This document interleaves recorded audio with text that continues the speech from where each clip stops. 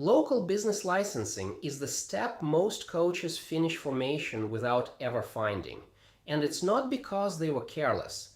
It's because nothing in the state-level formation process points them at it. LLC is filed with the Secretary of State. EIN is obtained from the IRS. State registration is complete with the Department of Revenue. By every signal the formation pipeline gives you, the work looks finished. And then in many cities and counties, there's a third level that operates independently of all of the above and has its own application, its own fee, and its own renewal cycle. This video names it so you don't miss it. The step most coaches miss is at the local level, and the reason they miss it is structural. LLC is formed at the state. EIN is obtained from the federal IRS. State registration is done with state agencies. Most coaches stop here and assume they're finished. Many are missing a local business license, a city or county requirement entirely separate from the state filing, issued by a different office with different rules. Nothing in the state pipeline points down to the local level. The local level only finds you if you go find it. What local licenses cover catches home-based coaches even when they don't expect it. Most cities and many counties require a general business license for any entity operating within their jurisdiction. The phrase operating within their jurisdiction sounds like it requires a storefront, foot traffic, signage. In practice, for a coach with a home office in the city limits, it usually means the home office is in the jurisdiction, regardless of whether all coaching happens over Zoom with clients in other states or other countries. The business activity is occurring at the home office. The home office is in the city. The city's general business license applies. The structural reason this step gets missed is jurisdictional, and it's worth seeing clearly. LLC formation is a state-level event, filed with the Secretary of State, processed by a state agency, governed by state statute.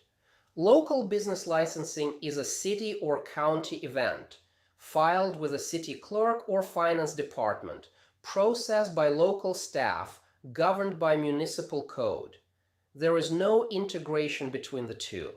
The state's portal doesn't surface the city's requirement. The city's portal doesn't know your LLC was formed.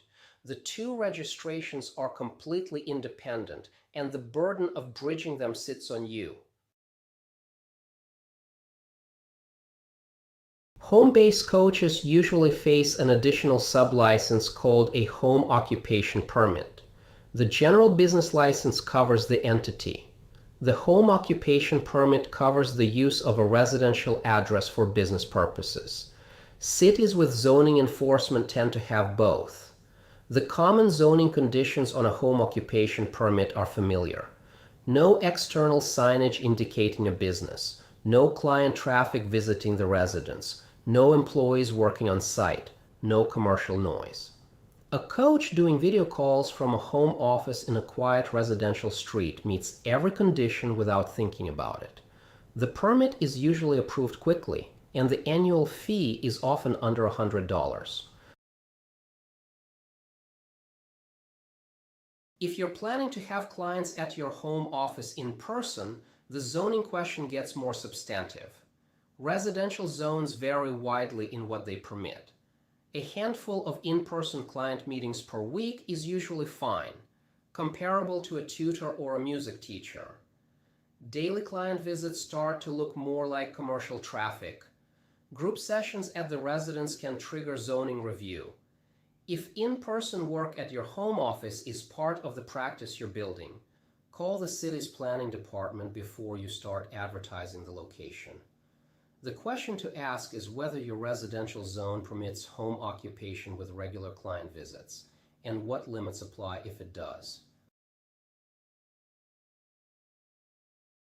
Finding the local requirement uses a search pattern parallel to the state search, with the city or county name in the query. Search your city name plus business license. for example, Denver business license or Austin business license. The result is usually the city's finance department or the city clerk's office portal. If the city result doesn't surface, search your county name plus business license.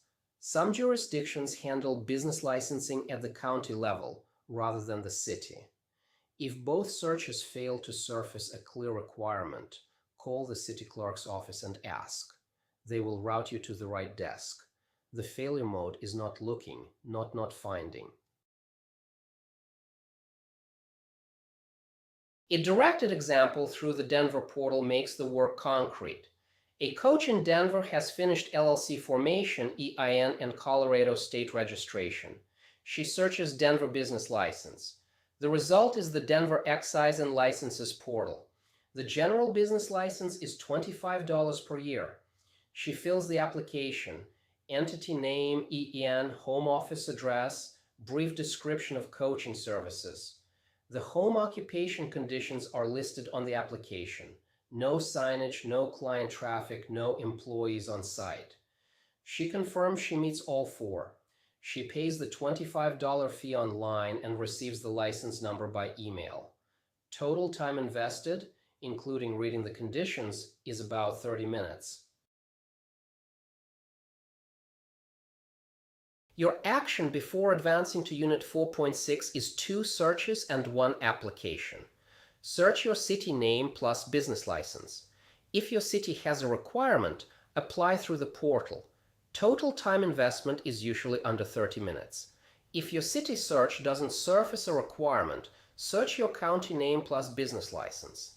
If neither surfaces a clear requirement after a real search effort, call the city clerk's office to confirm. Don't assume absence of a search result equals absence of a requirement. The cost of asking is a phone call. The cost of operating an unlicensed business in a city that requires one is a back fee bill and a compliance event you didn't need.